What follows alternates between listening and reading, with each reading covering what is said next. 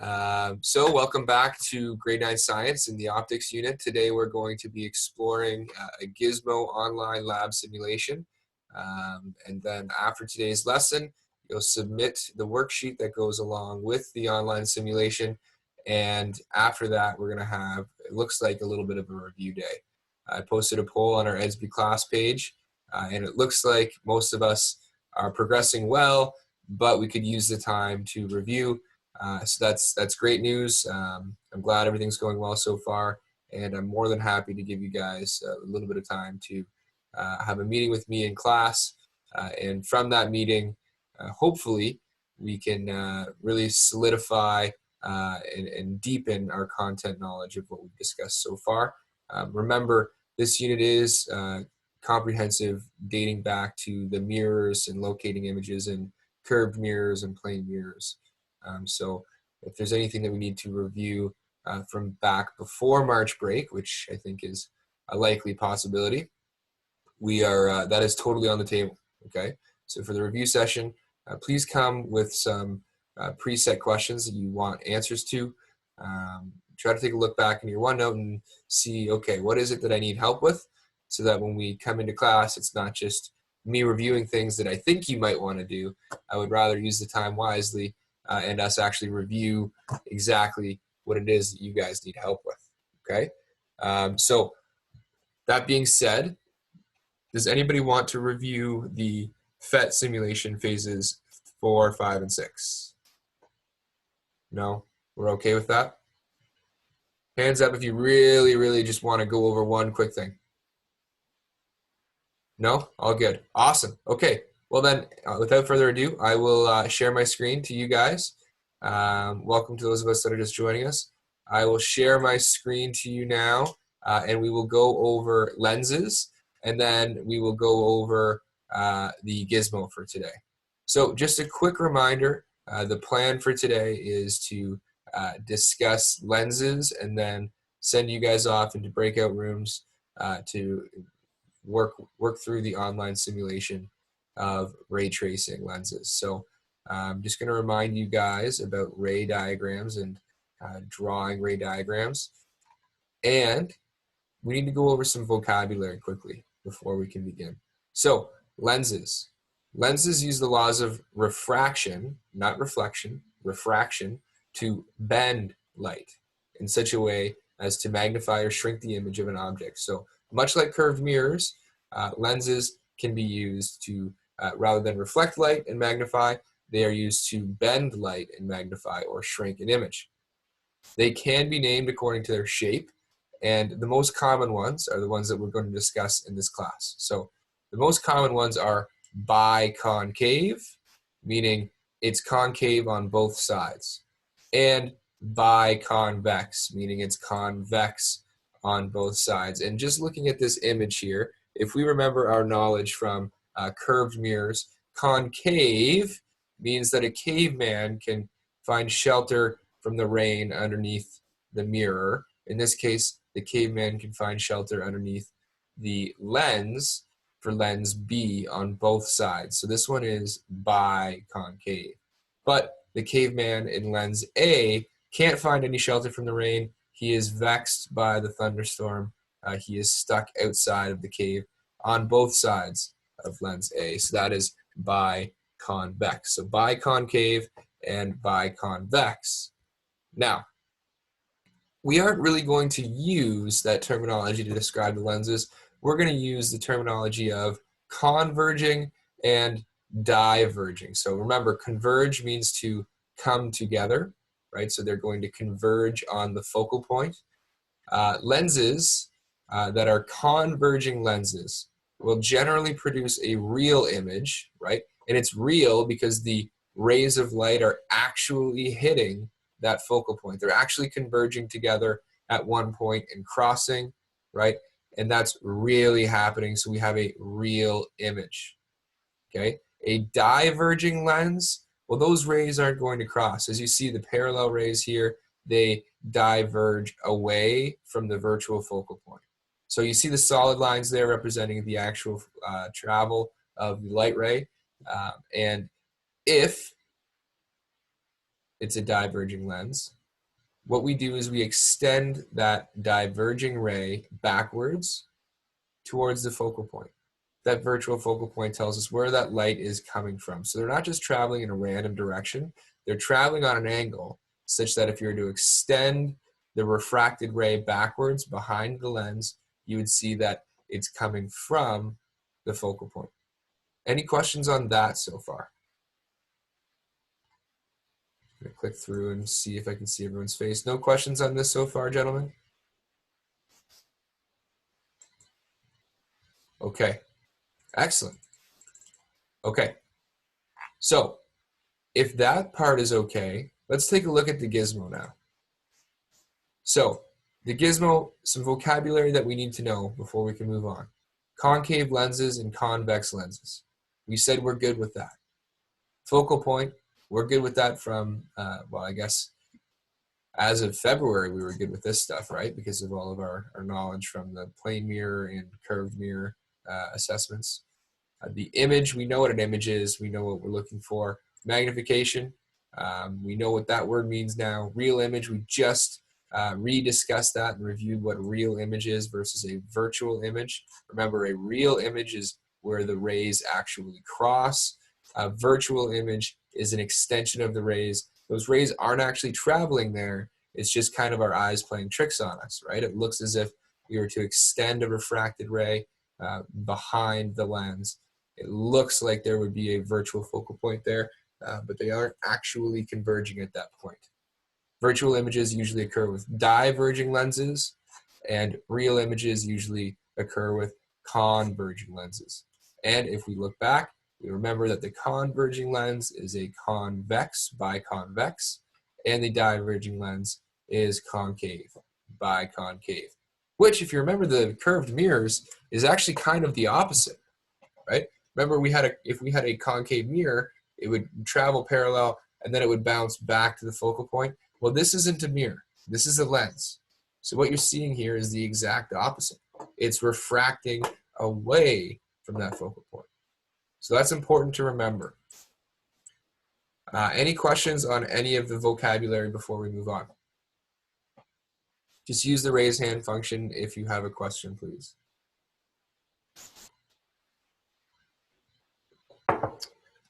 No questions, Baby Shark. Good to see you.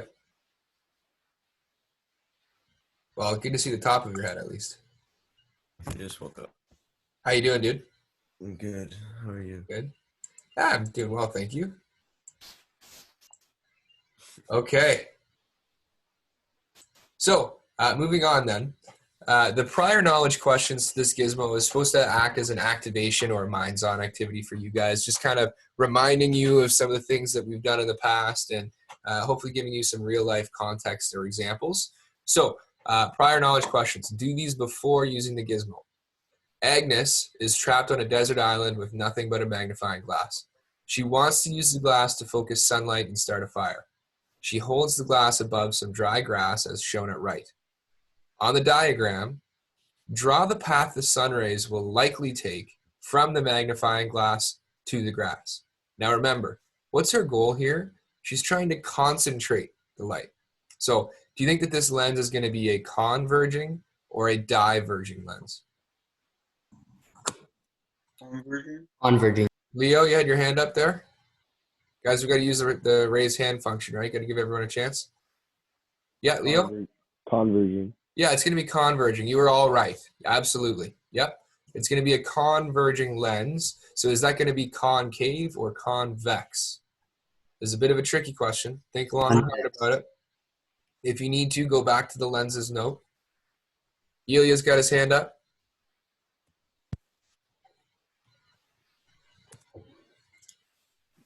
Sorry, Elia, you're on mute.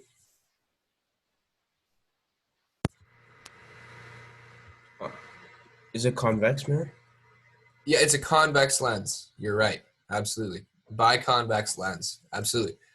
So the next question asks, a lens that curves outward on both sides, why is a convex lens useful for starting fires?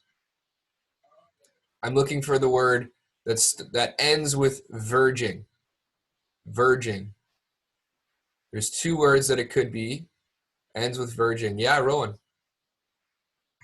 Converging. Yeah, it's a converging lens. So those rays are going to come together and they're going to concentrate all of the energy from the sun into one location. And we know that light is an electromagnetic wave that has energy, right? So if we have all of that energy in the form of light, what do we know can sometimes happen with light bulbs when we have excess energy?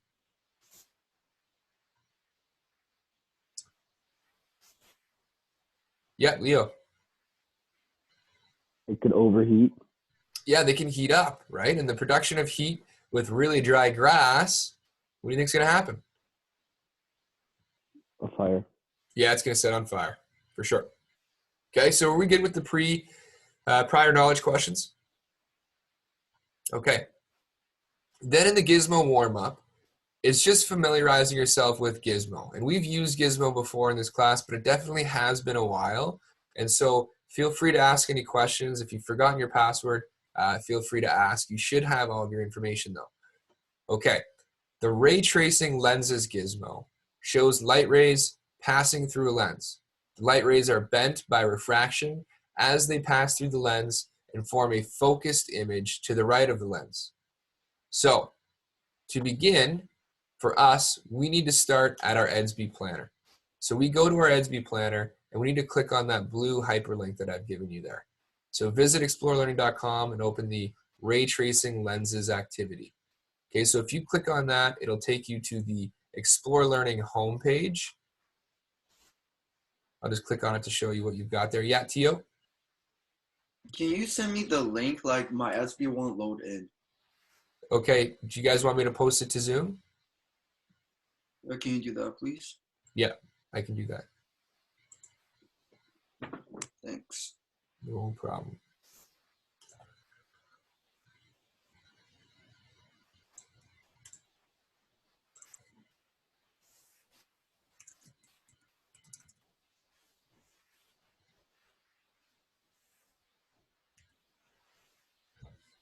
Okay, do you all see that note on the right side now on the chat?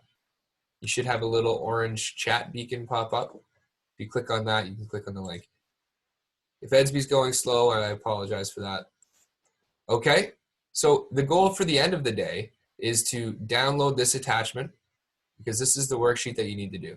So we do need to be able to access EDSB, unfortunately.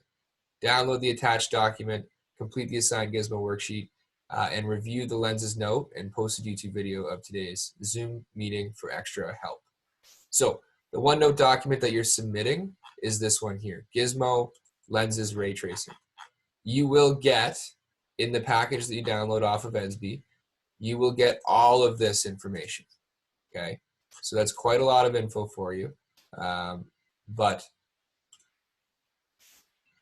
I just realized I wasn't sharing my screen there for a second. You will get all of this information in the package that you download off of EDSB, up to worksheet 8, from lenses to worksheet 8.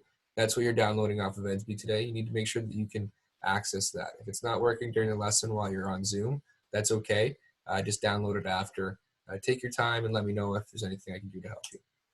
Okay, so back to the Gizmo. The one that we're doing today is ray tracing lenses. So you're just going to click on the title there, and then you're going to click Launch Gizmo. Now in the worksheet,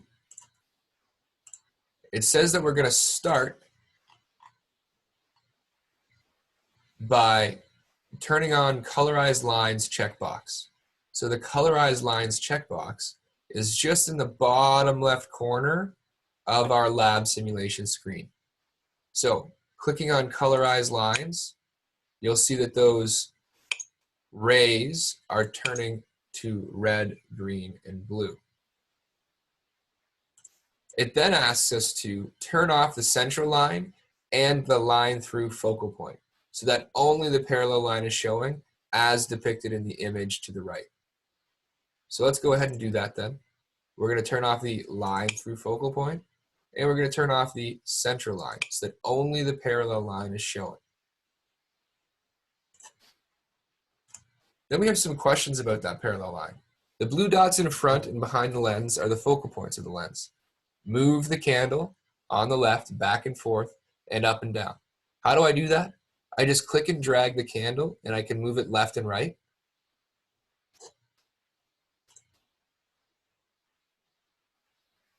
What is always true about the light ray that emerges from the right side of the lens? What is always true? So you guys can tell me. What's always true about this image? Tony. The refracted ray always passes through the focal point. Yeah, the refracted ray is always passing through the focal point. Now, some of us might have been inclined to say that the image produced is always upside down. But is that true? What happens when I get inside of here? When I get inside of the focal point, it's not going to be upside down. It's going to be right side up and magnified.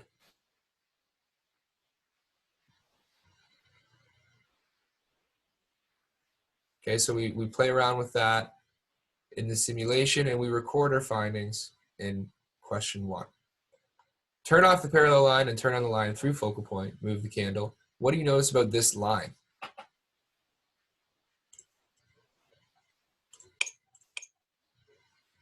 The central line. What do you notice about that? As I move the candle around, what is always true about that ray? Yeah, Andreas. You're on mute, young man. The ray stays at the top of the candle. Yep, it does. And when it comes through the lens, what do you notice about the ray? Is that ray bending at all? No. So when it goes through the center of curvature of the lens, we'll notice that when it goes through the principal axis in the center of curvature of the lens, it does not bend. So reviewing the 2 rules that we've learned so far about our biconvex or converging lens. Our parallel line, a line parallel to the principal axis, will always refract or bend through the focal point. A parallel incident ray, when going through a converging lens, will always refract through the focal point. That's one rule we've observed so far. A incident ray that goes through the center of curvature at the principal axis, a central line, does not refract. It does not bend. Okay? All right, so those are 2 rules that we have in our back pocket now. And that's it for the Gizmo warm-up. We are warmed and ready to go through activity A. So, get the Gizmo ready. Turn on the parallel, central, and line through focal point. Okay, let's turn on all 3 lines. Move the candle to -24 on the central axis with the focal point at -12. Candle to -24. Focal point at -12. Okay, we are ready to begin. So, a convex lens is called a converging lens because it focuses the light rays into a point. A real image is formed where the light rays emitted from a point converge on the other side of the lens. If you placed a sheet of paper at the image, a focused image would be projected onto the paper. How do lenses create these images? Well, let's observe. In its current configuration, the distance from the candle to the focal point is 12 units. And the distance from the focal point to the lens is also 12 units. So we are double the distance. We are at 2f. What do you notice about the orientation of the candle's image on the right side of the lens? And what do you notice about the size? Then it asks you to investigate. Complete each action listed in the table below and describe how that action affects the image to the right of the lens. So as you move the candle to the left, you start by making your observations here. Is this the same size? Is it bigger or smaller? What's its orientation? Then it asks you to move it to the left. What happens? Okay, reset, go back to 24. Then it asks you to move it to the right. What happens? Okay, reset, go back to 24. Okay, So for each of these, you're going to reset at 24 and then make the movement that it asks you to make. Analyze. How is the image size related to the distance between the candle and the focal point? Okay. Explore. Shorten the candle to see the whole image. What do you notice when the candle is between the focal point and the lens? So let's see if we can figure out how to shorten the candle. So if I click on the top of the candle and I drag downwards, I can shorten the candle. Or if I drag upwards, I can lengthen it. So let's go about half the size of the lens for our candle height.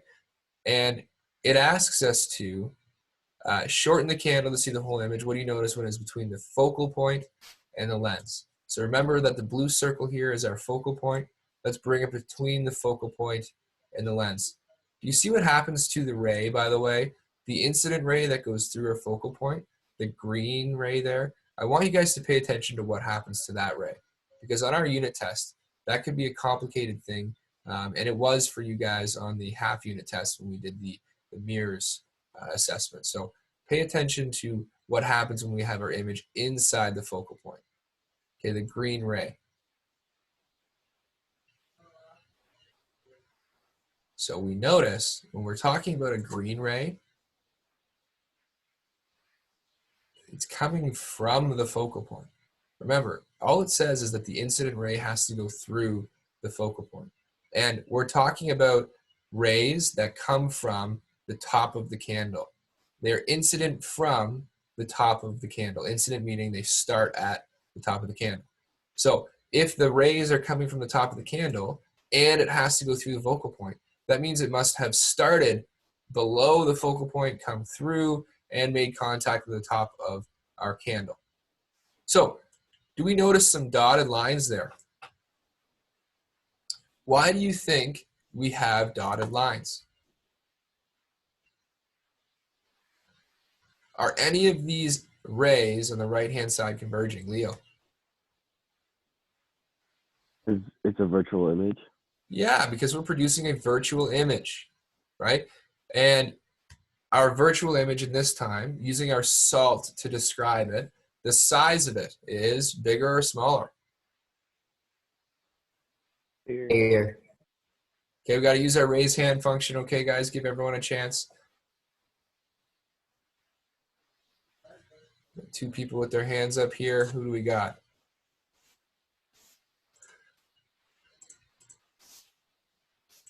Keep your hands raised. I can't see it. Oh, Ilya has his hand up. I see that. Ilya? It's bigger. Yeah, it's bigger, right? So guys, just keep using the raise hand function. If I've called on you a lot, I might not call on you again just to give somebody else a chance to chime in, but don't be discouraged. Keep raising your hand, okay? Yeah, so the image is definitely bigger. The attitude, remember, attitude is the same thing as orientation. What's its attitude? Tony? Upright. Upright, okay? Its location, where is it located with respect to the lens and the focal point?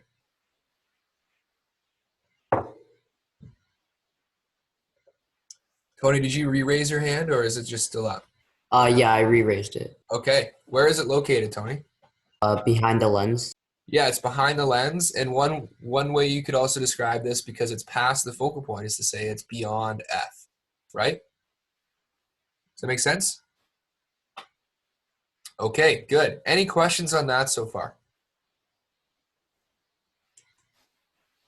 Okay, and the type is obviously virtual because we're using extended rays, not real rays. Okay, good stuff.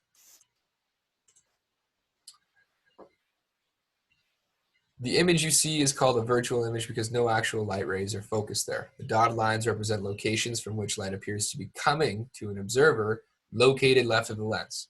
An observer would perceive a magnified virtual image of the candle. This is what happens when you look at an object through a magnifying glass. Okay, more investigation. It says to return the candle to -24 and the left focal point to -12.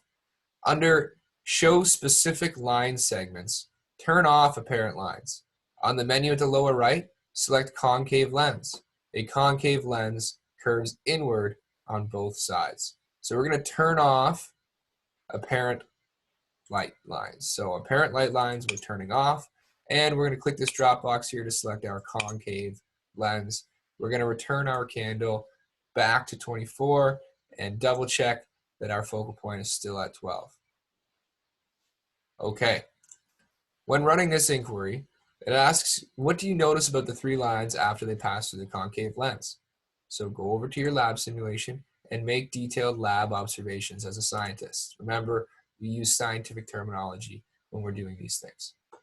Turn on apparent lines. Is the image of the candle a real image or virtual? Explain. Move the candle back and forth. No matter where it is placed, what is true about the image?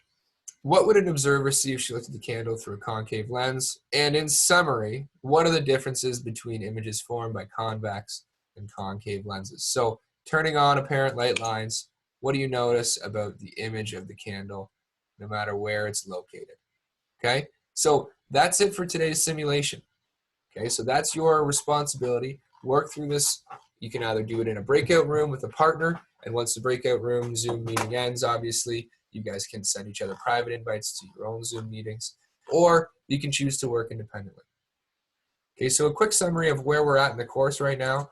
Just a reminder to you guys, we have moved relatively quickly, actually. You guys have been crushing this online learning. The transition seems to have been rather smooth, but just to get you caught up, when we returned from the break, we had a little bit of a meeting to just kind of touch base and socialize and see where each other was and get familiarized with the online learning simulation. We had an exit ticket where we had to check in and show everybody our new workspace.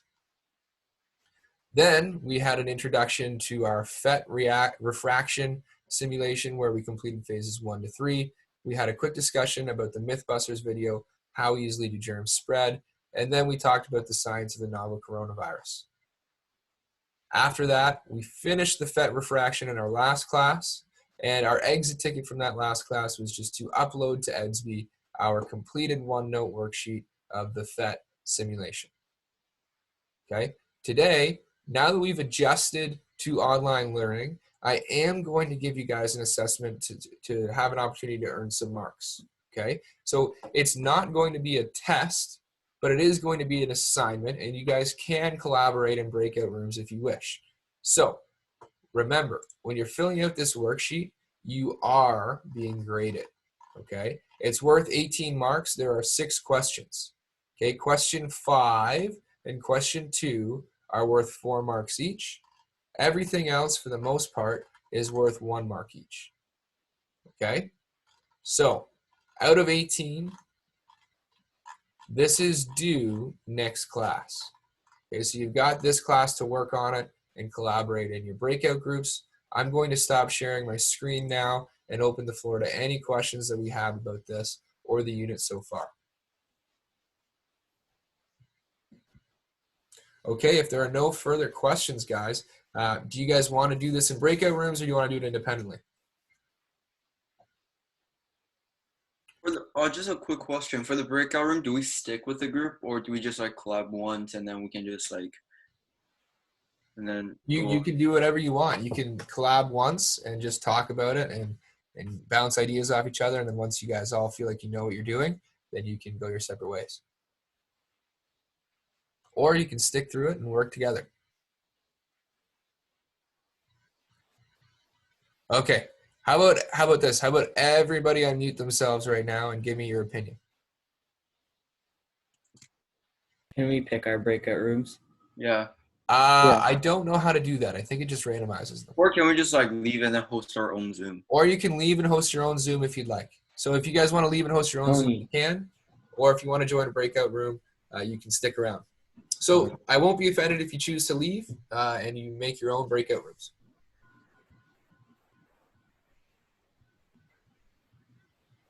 Okay. So if you are going to leave, I'll ask that you do so now because I'm about to make the breakout rooms for everybody that decides to stick around. So if you plan to leave, that's okay. Go for it. I'm going to make the breakout rooms starting now. Looks like a lot of people are choosing to go that route. which is okay. Okay, in 5, 4, you know what? Why don't we just 1, 2, 3, 4, 5, 6. Just 2 breakout rooms then. We'll have 2 breakout rooms of 3.